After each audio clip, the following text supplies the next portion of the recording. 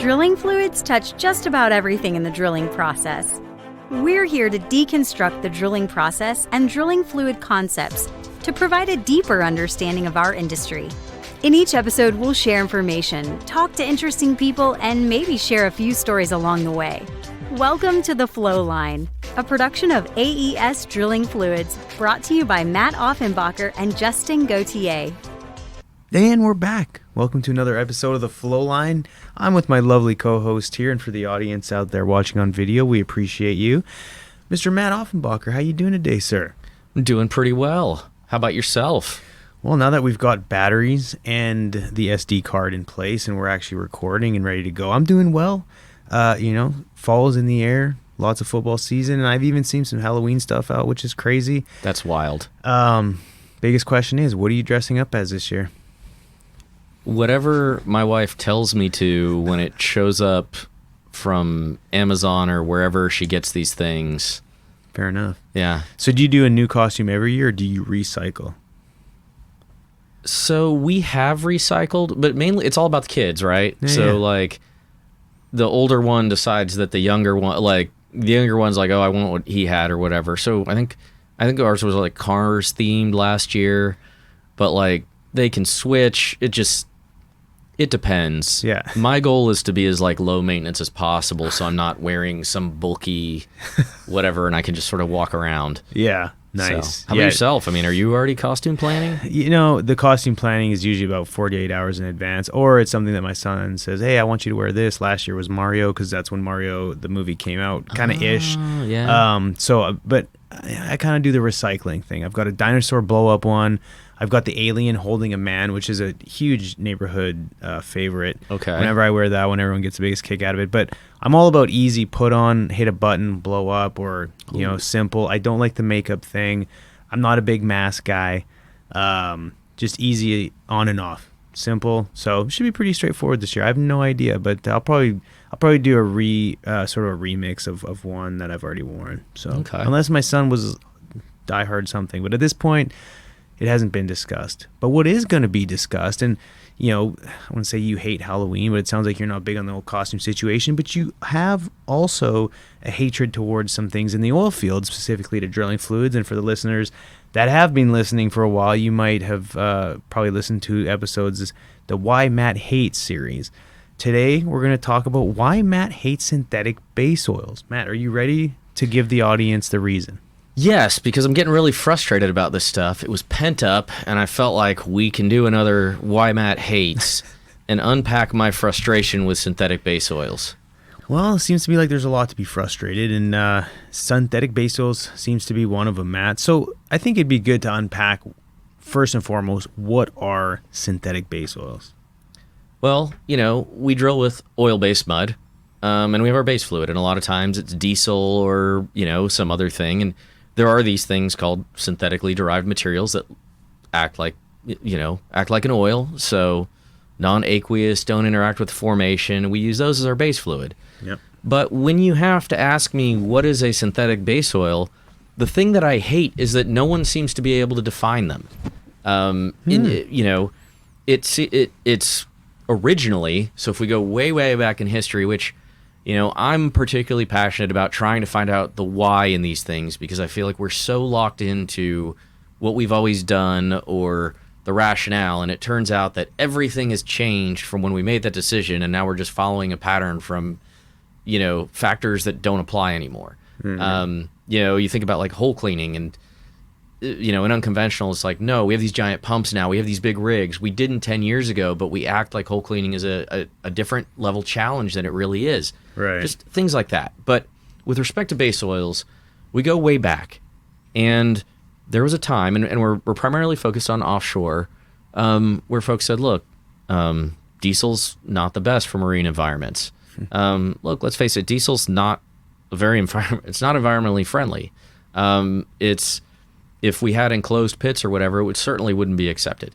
But when you're working on land, you have a lot of ventilation. There's other reasons why it's accepted, at least in some of our environments. But when they started to make this transition, there were these oils that were synthetically derived. And What that means is you're taking feedstock, usually some sort of hydrocarbon base, a very common gas to liquid base oil that's used. You're taking methane, CH4, and you're reacting with CO2, and you're getting these long chains. You're getting these paraffins that work like a base oil. Right. But what it is you're starting with small building blocks and you're working your way up. That's a synthesis reaction, as opposed to taking a larger material, let's say crude oil, and just processing it and taking away the nasty undesirables. Well, so originally when we were thinking about environmental sensitivity, we were thinking about some of these factors, particularly for marine environments. The whole idea was the only way to get something that clean that could meet, the toxicity and environmental properties was to synthesize it. Mm-hmm.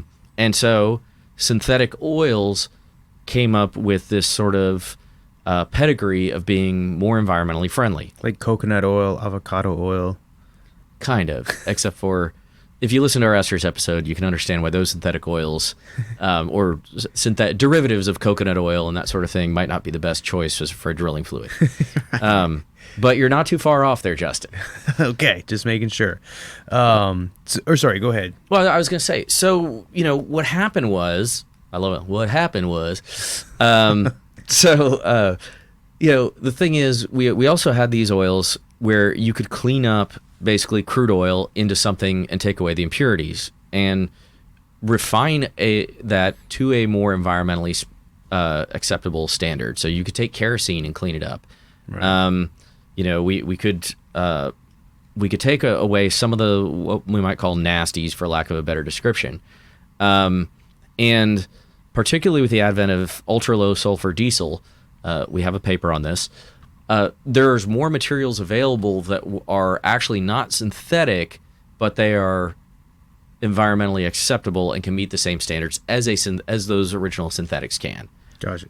And so now people say, I need a synthetic oil with this environmental benefit in mind, and actually they have a lot more to choose from, even though one is not really synthetic. So right. The definition of what you could functionally call synthetic depends a lot on your intent.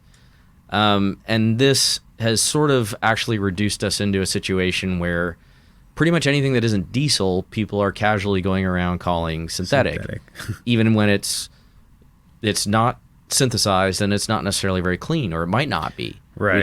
We don't know without understanding what the environmental standards are, which can vary, especially on land versus offshore, right? Sure. It seems like a lot of people get stuck in the gray area and don't really know, but for the most part, it seems, and I've even just through talking with folks over the years, a synthetic automatically means environmentally friendly. Yes. You know what I mean? And so, but what does that mean, right? Well, right, and environmentally friendly to what? Right. So a big challenge in the environmental realm, I mean, this is something I've talked with our environmental specialist about, is trying to educate our customers on what is environmentally beneficial or reduces risk or harm, because it could depend.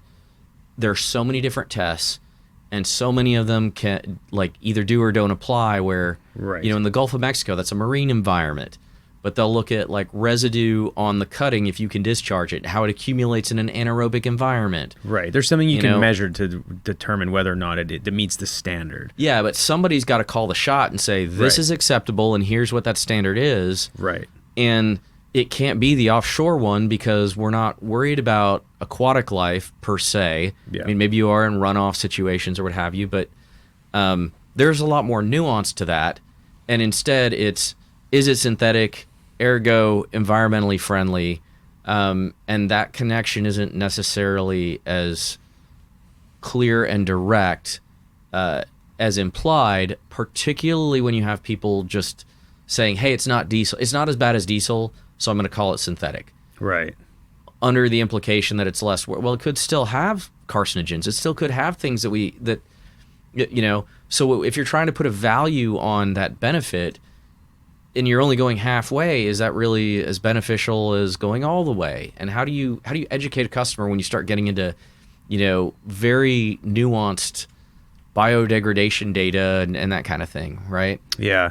And I'm sure the audience is picking up on some frustration here. So, I mean, a lot of it to me is misunderstanding or some misinformation. But can you elaborate on, really, answering the question, why the hate, man? Why the hate? I mean, I think the biggest part of my frustration is there's this huge disconnect between the folks that are selling these things and the people buying them. Like, we're not in the base oil game, right? But with respect to misinformation relative to safety, let's say, like, what big part of is synthetic good, right? There are certainly benefits to not, to exposure and that kind of thing when you get into particular molecules not being present in a base oil. Absolutely. But in whatever you say you're using as synthetic, are those molecules there or not, and how much? That is not very clearly characterized. And the other part that I worry about is you characterize something as so overwhelmingly safe that folks on the rig crew actually stop taking precautions that they should. Right. Because any drilling fluid requires PPE. It requires, precautions. And we see this with even skin irritation, where these oils can get in your skin, and it's fine if you wash them off right away. Some of these synthetic oils, but others, if you leave it there, it can create some real serious irritation. You should never allow that stuff to sit on your hands or get your coveralls. Oh, it doesn't smell bad, so I'm not going to do anything like that. Like, no, we have to treat it the way we've always treated a drilling fluid additive. Yeah. So that part obviously gets at me. The environmental data, I think, is just so speculative and confusing. Yeah. Where I don't know if I think it takes a regulator to say this is what's okay. Right. And so when you see a bunch of this data where it's less worse or whatever, this data needs to be shown in comparison to the alternative, right? It should be right next to diesel. It should be right next to candidate B. Right.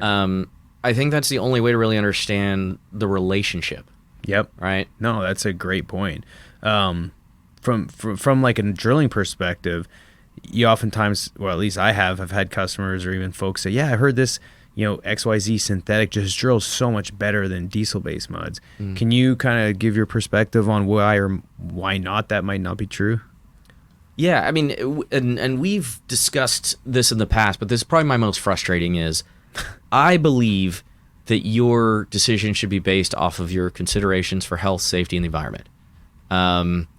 For drill rates, I also believe that some of these synthetic oils may drill a little faster for one specific, or not one specific, but a clear characterization that diesel is a mess, right? Diesel is a combustion spec.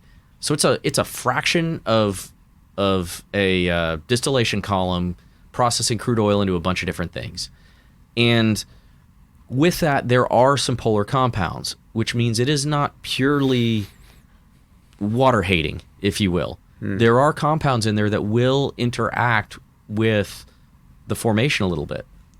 Whereas many of these other synthetic oils, using that term very broadly, are purely nonpolar and very resistant to those things. And I think that can contribute to a little bit of ROP.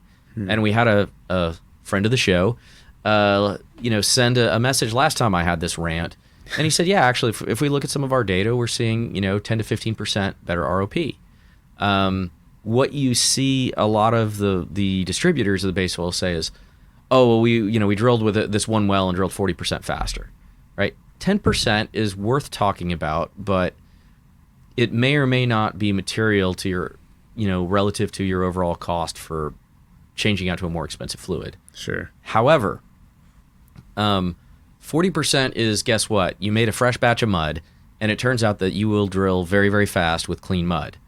But don't tell me about the first well you drilled. Tell me about the 10th. Mm-hmm. Finish the pad, because that ROP will go down as the mud gets dirty. Yeah. I do think that when base oil is more expensive, people on the rig side are a little more careful with it. Yeah. I think there's some other behavioral things worth considering. Mm-hmm.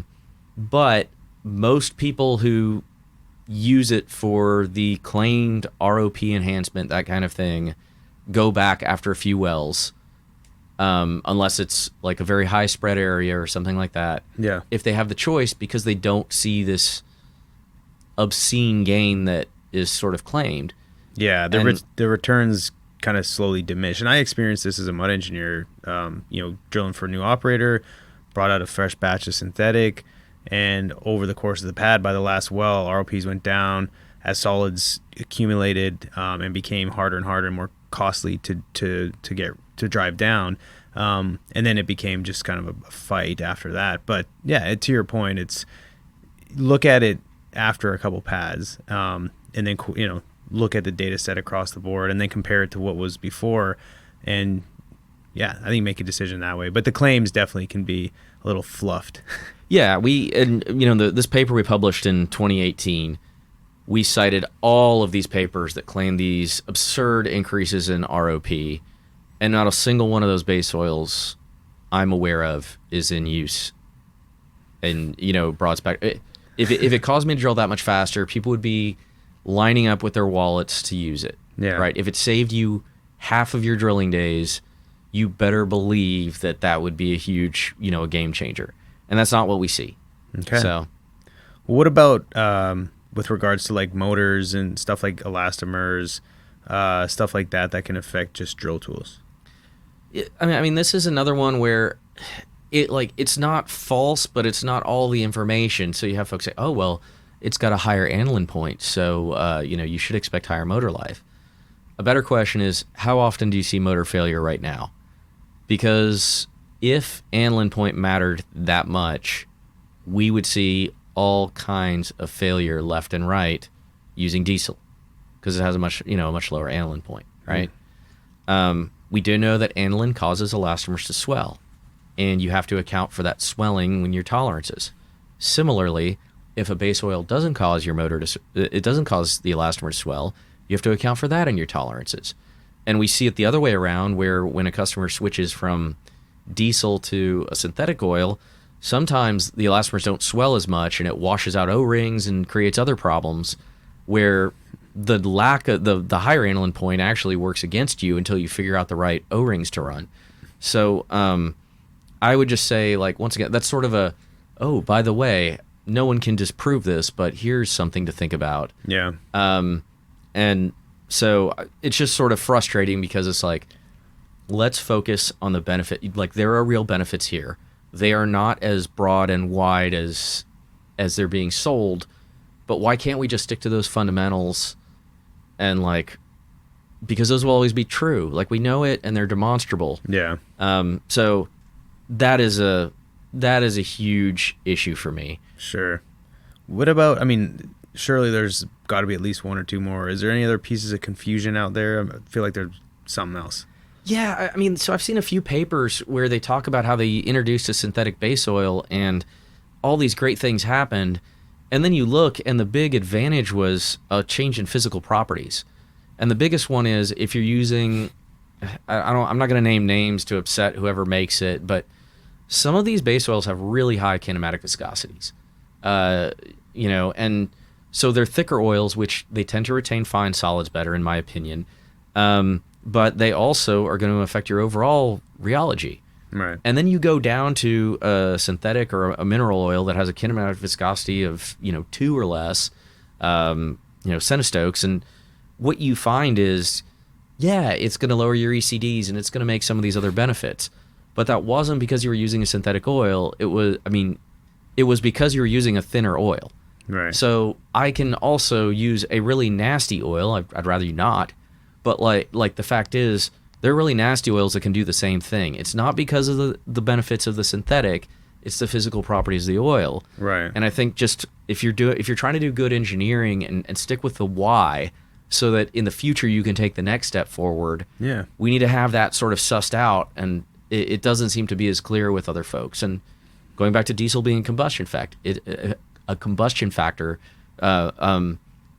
there's it's going to vary in some of these properties, and a manufactured product will have a spec that is much tighter.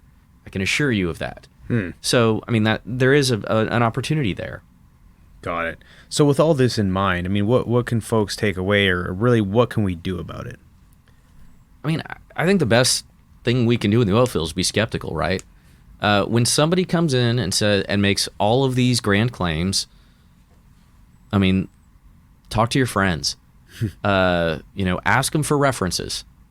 Oh wow, that's pretty incredible data. Can I talk to whoever shared that with you? Right. And then I would say consider it on the stuff that's very provable. Look, when you try something new, gather as much data as you can, right? And test it against your hypothesis, if you will. Right. So, this is why when we do trials, we send our technical support specialist out, or when we've done trials for new oils with customers, we sort of go out of our way to get them the data so that they can do a real nuts and bolts evaluation. And, like we said, after the mud gets dirty, like we'll give you the first well exciting stuff. So you have all those properties and all the information about product consumption and any other things that are worth noting. And then when we get to the third or fourth well on the pad, we can also compare apples to apples and say, okay, did the fourth one do as well as the first? What's changing? Right. How does that affect your decision-making process if you were to deploy this to multiple rigs? Would you do it if you understand the cost structure? So I think start out being skeptical and test the information. But, flip side of it is if you could use a clean oil, for lack of a better description, if we could define that well, we'd love for you to do it. We'd love to help our customers, right? And we'd help them gather that information and be informed, because yes, your base oil costs will go up inevitably, but what do you have to lose if you start seeing some benefits? Right. And ultimately, it can lead to better stewardship of fluids in general. You may have more disposal options. Like there's a lot of great things that could come from picking the right solution. Right. I just don't like how we get there right now. Right. So you're not saying it's not a possible tool in the toolbox, but our approach and understanding on it could use some fine tuning. Yeah, I mean, it goes back to I would love to see these things deployed across. I mean, we just we put together a paper to illustrate how you could do this economically, or as best as possible, and things to look out for, because we wanted to sort of clear the air on this years ago. Right. And, I would love for all of our customers to someday embrace, cleaner oils and that kind of thing. Of course. That is their choice, and there's a cost to that. But I hope that we're able to figure out the cost-benefit analysis effectively. It's just when you have folks who are trying to sell base oil, there's always going to be a temptation to look at it through one lens. Right. I mean, if you're going to ask me to give you advice on directional motors, I'm going to look at it as a mud guy. Sure. Right. I don't know enough to make recommendations on power and all that. Right. And to be clear, So- is we don't have we're approaching this topic from a place of good intent and through education, because we don't have a dog in the fight. We don't have a special base oil that we're trying to sell. We don't have. That's not our. I mean, again, that's not our game, right? Yeah. We don't sell base oil, so it's really trying to just do the right thing. Right. We want the path to be, because it is better, potential environmental stewardship, better health and safety. We want the draw to be that, because a lot of times we're doing all this evaluation on how much faster it could drill, and a lot of, motor failure rates and other things where it's look, those things aren't necessarily falsehoods, but if you're making your decision based off of minimal contributor, the smallest possible benefit, Right. you're going to put a lot of work into this, and you're going to come back around and say, well, those things didn't necessarily pan out the way I was given the impression they might. And I'm going to, from an economic decision, I'm back to just going back to what I was doing. Right. And that's an expensive process to try. If you say, look, I want to do this because I get more consistent oil, there's, some favorable properties, maybe I get a little bit of a bump in ROP because of the consistent molecules, and I focus on those things. Now I'm testing things that I will most likely actually be able to observe, and measure, versus sort of the ones where it's some of these other things that sort of just drew my attention didn't play out, and now I'm down on the stuff. Yeah. So no, that's a good point. And again, we like the comical relief from the title, but at the end of the day, as you can tell, there's room for improvement. And again, we're truly trying to educate and give people enough information to make better decisions. absolutely. I mean, if you're a base oil provider, or you want to work, like, we're happy to collaborate. We're happy to do whatever it is to educate our customers so they can make an informed decision. Yeah. But that means we're going to make sure that we can back up what we say. 100%. And with that being said, like Matt said, you can reach out, you can find us, whether it be LinkedIn, or you can reach us at the Flowline podcast at aesfluids.com. Happy to collaborate, like Matt said, or even just answer some more questions if anyone's curious. Please connect with us on LinkedIn regarding our AES account. The team there puts out a ton of great content, the YouTube channel, some good tech tips out there. Matt, any other good resources? We mentioned papers. I mean, geez Louise, we got all kinds of things. Golly. I mean, I've been playing with ChatGPT, and it can give out some reasonable drilling fluids information. It's not always right. I've had to argue with it a few times, but it's kind of a fun thing to play around with. Yeah. But ask for citations. Right. No, that's a good point. It's getting better and better. That's maybe we could almost do another episode on, just AI and stuff like that, because it's evolving at a pretty good clip. And but anyway, with that being said, that's another topic for another day. The listeners, please subscribe, review, share this with a colleague or a friend who's in the mud business or anyone tied to drilling. And until next time, everyone, take care. Take care.